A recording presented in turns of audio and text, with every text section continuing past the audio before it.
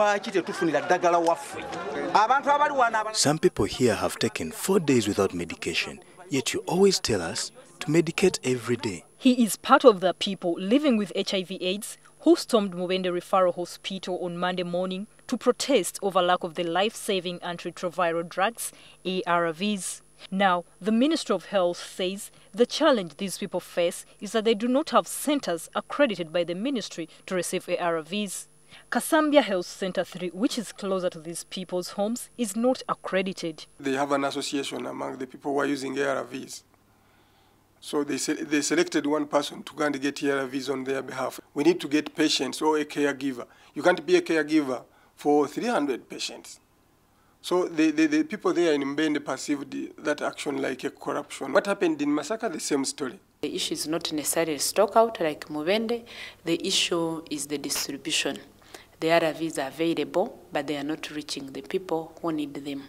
And yet people cover long distances. They do not have the money to move. When the collector turned up at the hospital, he was given his own medicine and told to inform the others to come to pick theirs in person.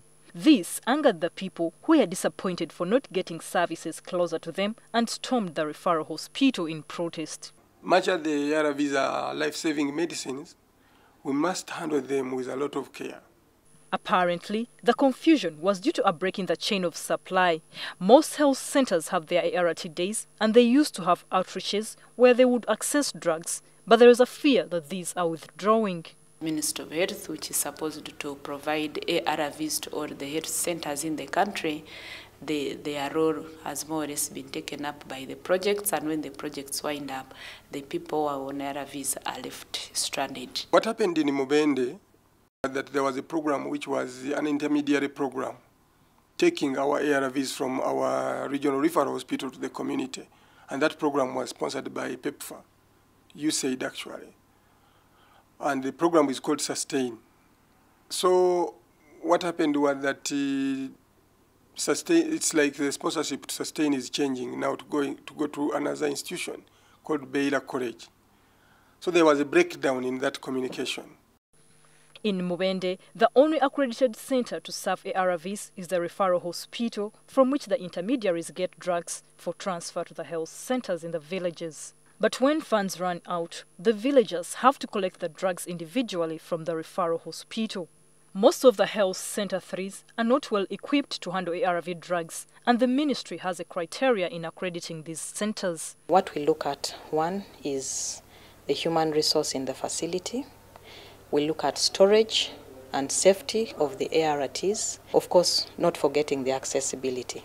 Then we accredit the facility. Currently, about 240,000 people of the 750,000 who qualify to take ARVs are on treatment.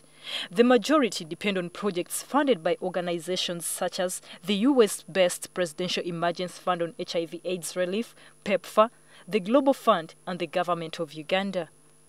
The gap is still big, but the ministry says by the end of this financial year, more people will be put on anti-retroviral therapy since they have received more funds from different stakeholders. Local ARV producer Quality Chemical Industries, based in Luzira, a Kampala suburb, is also being engaged. Florence Nalimba, NTV.